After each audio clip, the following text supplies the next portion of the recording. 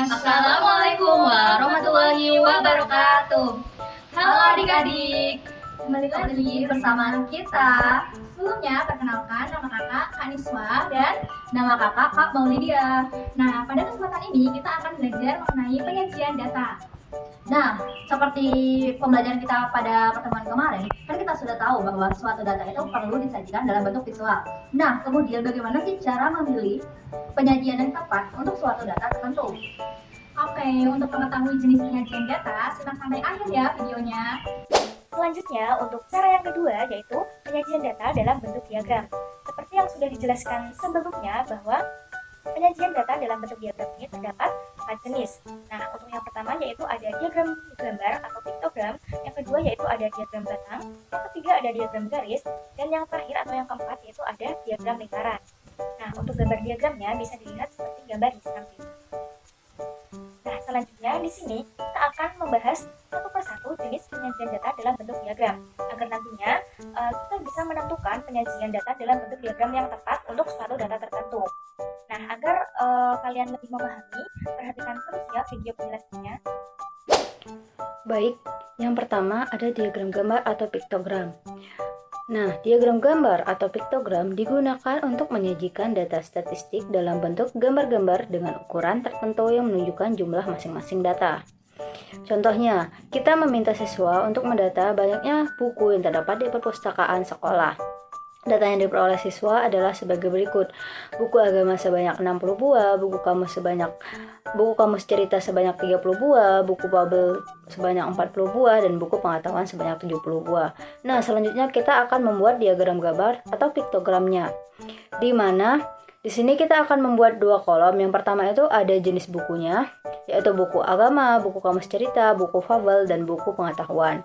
Nah, untuk kolom yang kedua itu adalah jumlah bukunya, di mana di dalam jumlah buku ini kita misalkan di sini ada buku hijau, di mana satu buku hijau ini kita misalkan sebanyak 10 buku. Jadinya kembali ke pengertian diagram gambar tadi, karena kan di sini kita akan menyimbolkan, jadinya buku agamanya nanti sebanyak 60 buah itu akan disimbolkan dengan 6 buku hijau. Selanjutnya untuk kamus cerita itu kan sebanyak 30 buah yang akan disimbolkan dengan 3 buku hijau. Selanjutnya untuk fabel itu sebanyak 40 buah yang akan disimbolkan 4 buku hijau. Untuk buku pengetahuan juga sama, itu sebanyak 70 buah yang akan disimbolkan dengan 7 buku hijau. Nah, selanjutnya untuk memudahkan kita dalam penyajian data dalam bentuk piktogram, kita bisa mengubah data menjadi bentuk tabel terlebih dahulu. Sama seperti contoh sebelum-sebelumnya, siswa akan mendata buku di perpustakaan dan diperoleh data bentuk tabel seperti di samping. Kemudian disajikan dalam bentuk diagram seperti di bawah ini. Untuk diagramnya masih sama, diagram gambarnya seperti yang tadi.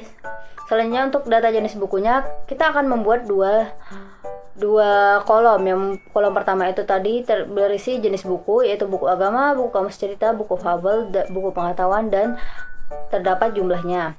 Untuk yang kolom kedua itu adalah jumlah banyak bukunya. Misalnya buku agama itu sebanyak 60, kamus cerita sebanyak 30, buku fabel sebanyak 40, buku pengetahuan sebanyak 70. Dan untuk jumlah keseluruhannya yaitu 200. Untuk jenis yang kedua yaitu ada diagram batang. Diagram batang dapat digunakan untuk membandingkan banyak suatu data dengan data yang lain. Contohnya, guru mendata banyak siswa kelas 1 sampai dengan kelas 5 yang ada di SD Latiharjo 2 semester ganjil tahun 2024-2025. Data yang diperoleh yaitu untuk kelas 1 berjumlah 31 siswa, kemudian kelas 2 berjumlah 32 siswa, kelas 3 berjumlah 33 siswa, kelas 4 berjumlah 31 siswa, dan kelas 5 berjumlah 32 siswa. Selanjutnya, kita akan menyajikan data tersebut ke dalam diagram batang. Nah, untuk yang pertama, di sini kita akan membuat garis horizontal atau sumbu X dan garis vertikal atau sumbu Y terlebih dahulu, di mana garis horizontal atau sumbu X itu menyatakan tingkat kelas dan garis vertikal atau sumbu Y itu menyatakan jumlah siswanya. Selanjutnya, kita akan membuat batangnya satu persatu, yaitu dimulai dari kelas 1. Nah, berdasarkan data diperoleh bahwa banyak siswa kelas 1 itu berjumlah 31. Nah, di sini kita akan membuat batang pada kelas 1 yang yang sejajar dengan garis vertikal atau sumbu Y dan menunjukkan jumlah 31 siswa. Begitu juga seterusnya sampai dengan batang pada kelas 5. Nah, berdasarkan data diperoleh bahwa siswa kelas 5 itu berjumlah 32. Selanjutnya kita akan membentuk batang di mana batang tersebut sejajar dengan garis vertikal atau sumbu Y dan menunjukkan jumlah siswanya yaitu 32 orang. Nah, untuk diagram batangnya bisa dilihat seperti gambar di atas. Selanjutnya, sama pada seperti diagram gambar atau piktogram tadi, untuk memudahkan penyajian datanya, kita bisa menyajikan data dalam bentuk tabel terlebih dahulu. Contohnya masih sama, yaitu guru mendata siswa dari kelas 1 sampai dengan kelas 5 SD Melati Harjo 2. Nah, jika disajikan dalam bentuk tabel, maka diperoleh datanya yaitu seperti tabel di samping, di mana pada kolom pertama itu ada kelas yang terdiri dari kelas 1 sampai dengan kelas 5, dan kolom yang kedua yaitu ada jumlah siswa. Nah, terlihat datanya seperti tabel di samping, kemudian kita akan membentuk diagram batangnya. Sama seperti penjelasan diagram batang yang tadi, yaitu yang pertama kita akan membuat suatu garis horizontal atau sumbu X dan garis vertikal atau sumbu Y, di mana garis horizontal atau sumbu X itu menyatakan tingkat kelas, yaitu dimulai dari kelas 1 sampai dengan kelas 5, dan garis vertikal itu atau sumbu Y itu menyatakan jumlah siswanya. Nah, selanjutnya kita akan membuat batangnya satu persatu, yaitu dimulai dari kelas 1 sampai dengan nanti tingkat kelas 5. Nah, untuk yang pertama yaitu kelas 1. Dalam tabel diketahui bahwa kelas 1 memiliki jumlah siswanya 31 siswa. Nah, di sini kita akan membentuk batangnya, di mana batang tersebut sejajar dengan garis vertikal atau sumbu Y dan menyatakan jumlahnya yaitu 31. Begitu juga seterusnya sampai dengan batang pada kelas 5.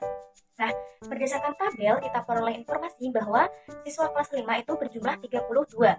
Nah, di sini kita akan membentuk atau membuat batangnya, di mana batang tersebut itu sejajar dengan garis vertikal atau sumbu Y dan menunjukkan jumlah sebanyak 32 siswa. Nah, untuk batangnya bisa dilihat seperti gambar di atas. Selain kita dapat menyajikan data ke dalam bentuk diagram batang, kita juga dapat merepresentasikan data berdasarkan diagram batang. Nah, contohnya seperti diagram batang di atas. Untuk representasi datanya yaitu yang pertama kita akan menganalisis terlebih dahulu garis horizontal atau sumbu X dan garis vertikalnya atau sumbu Y. Nah, di mana dalam diagram batang di atas menunjukkan bahwa garis horizontal atau sumbu X itu menyatakan tingkat kelas dan garis vertikal atau sumbu Y itu menyatakan jumlah siswanya. Kemudian selanjutnya kita akan mengamati batang-batangnya satu persatu, di mana batang pada kelas 1 itu menunjukkan jumlah siswanya sebanyak 31 orang. Kelas 2, batangnya menunjukkan jumlah siswanya sebanyak 32 orang. Batang pada kelas 3 menunjukkan jumlah siswanya yaitu sebanyak 33 orang. Batang pada kelas 4 menunjukkan jumlah siswanya yaitu sebanyak 31 orang. Dan batang pada kelas 5 menunjukkan jumlah siswanya yaitu sebanyak 32 orang. Nah, jadi berdasarkan diagram batang di atas, kita peroleh informasi bahwa jumlah siswa dari kelas 1 sampai dengan kelas 5 datanya yaitu siswa kelas 1 berjumlah 31 orang, kemudian siswa pada kelas 2 itu berjumlah 32 orang, siswa kelas 3 itu berjumlah 33 orang, siswa kelas 4 berjumlah 31 orang, dan siswa kelima berjumlah 32 orang. Jadi seperti itu representasi data berdasarkan diagram batang di atas. Yang ketiga, ada diagram garis. Diagram garis adalah penyajian data dalam bentuk titik-titik yang dihubungkan sehingga membentuk sebuah garis. Contohnya, kita mempunyai data nilai ulangan 1 sampai 5 dengan kategori nilai tertinggi kelas 7C. Ulangan pertama itu diperoleh nilai 95, ulangan kedua itu 80, ulangan ketiga 85, ulangan keempat 90, ulangan kelima 75. Nah, dari kumpulan data di atas itu akan dibentuk diagram garisnya. Untuk diagram garisnya bisa kalian lihat pada gambar di samping. Nah, untuk penjelasan gambarnya tuh kita misalkan kita akan membuat sebuah garis dulu, garis horizontalnya yaitu yang kita simbolkan dengan X, terus kita buat juga garis vertikalnya. Garis vertikalnya yaitu kategori nilainya. Nah, di sini tuh yang garis horizontal atau X-nya tuh adalah ulangan ke 1, 2, 3 sampai ke ulangan ke-5. Dan untuk vertikalnya itu kategori nilainya, misalnya nilai 0 sampai 100. Nah, selanjutnya kita akan membuat sebuah titik, di mana titik ini yang akan menghubungkan garis X dengan garis Y. Dimana kan tadi diketahui bahwa nilai ulangan ke-1 itu adalah 95. Jadi selanjutnya kita akan mencari nilai 95 itu letaknya di mana. Selanjutnya kita akan kasih titik. Kemudian nantinya akan seperti digambar. Itu sama aja sampai untuk ulangan ke-5 itu sama aja. Nanti setelah titik-titiknya sudah ada, kita akan menghubungkannya ke dalam sebuah garis. Mungkin bisa dilihat pada gambar. Sama seperti sebelum-sebelumnya tuh, untuk mempermudahkan kita dalam mengerjakan diagram garis ini, itu data ini dapat diubah dalam bentuk tabel, kemudian dapat kita sajikan dalam diagram garis. Masih dengan contoh yang sama, itu kita diperoleh tabel seperti di bawah dan diagram garis seperti di samping.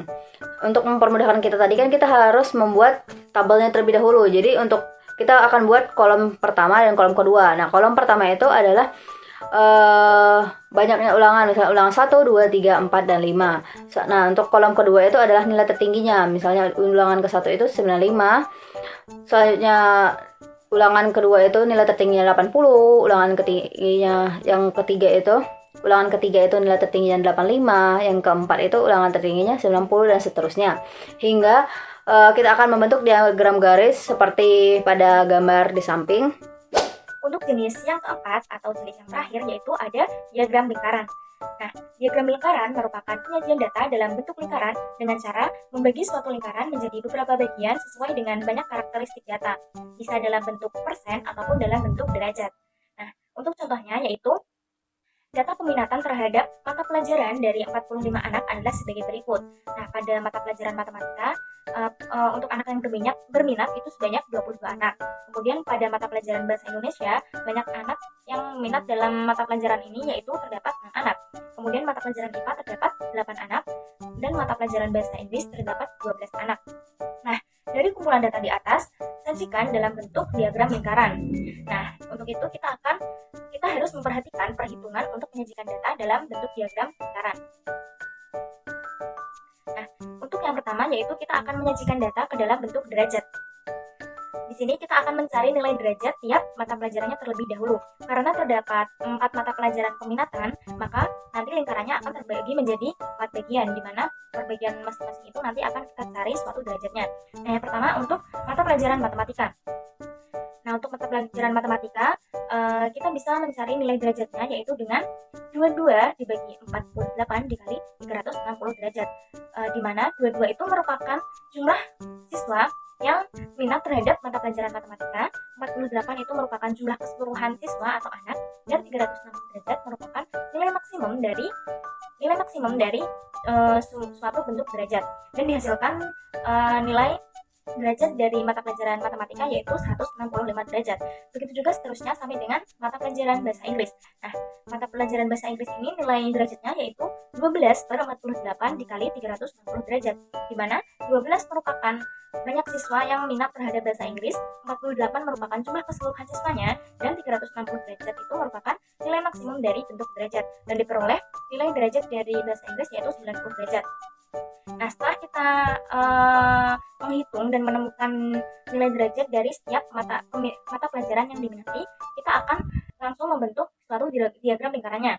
Nah, yang pertama yaitu matematika, diagram lingkarannya yaitu 165 derajat. Kemudian ada IPA, nilai derajatnya yaitu 60 derajat. Selanjutnya ada bahasa Indonesia, nilai derajatnya yaitu 45 derajat, dan yang terakhir ada bahasa Inggris, nilai derajatnya yaitu 90 derajat. Nah, untuk diagram lingkarannya bisa dilihat seperti gambar di atas. Selanjutnya yaitu penyajian diagram lingkaran dalam bentuk persen. Sama halnya seperti penyajian dalam bentuk derajat tadi, kita akan membagi lingkarannya menjadi 4 bagian. Mengapa 4 bagian? Karena di sini terdapat 4 jenis mata pelajaran peminatan. Selanjutnya kita akan menghitung nilai persen dari setiap mata pelajaran peminatan tersebut. Yang pertama yaitu ada mata pelajaran matematika. Untuk nilai persenannya yaitu 22/48 dikali 100%. di mana dua-dua merupakan banyak siswa yang memiliki peminatan terhadap matematika, 48 merupakan jumlah keseluruhan siswa, dan 100% merupakan nilai maksimum dari bentuk persen. Nah, dan jadi diperoleh nilai persen dari matematika yaitu sebesar 46%. Begitu juga selanjutnya sampai dengan mata pelajaran peminatan bahasa Inggris. Untuk nilai persenannya yaitu 12/48 dikali 100%, di mana 12 itu merupakan jumlah siswa yang memiliki peminatan terhadap bahasa Inggris, 48 merupakan jumlah keseluruhan siswa, dan 100% merupakan nilai maksimum dari bentuk persen. Dan diperoleh nilai persenan bahasa Inggrisnya yaitu sebesar 25%. Nah, setelah kita memperoleh nilai-nilai persen dari masing-masing mata pelajaran, kita akan langsung memasukkan atau menyajikannya ke dalam bentuk diagram lingkaran. Nah, seperti pada diagram lingkaran di atas. Nah, diagram lingkaran di atas itu terlihat bahwa mata pelajaran matematika itu yang berwarna biru untuk nilainya paling besar yaitu 46%. Kemudian untuk warna orange itu ada mata pelajaran bahasa Indonesia dengan nilai persenannya yaitu 12%, itu merupakan peminatan yang paling kecil atau paling sedikit peminatnya karena hanya 17%. Kemudian untuk yang warna abu itu ada IPA untuk nilai persenannya yaitu sebesar 17%, dan yang terakhir yaitu nilai bahasa Inggris yaitu yang berwarna kuning untuk nilai persenannya yaitu sebesar 25%. Sekian video pembelajaran pada kesempatan kali ini. Kurang lebihnya mohon maaf. Sampai jumpa di video pembelajaran selanjutnya. Bye bye.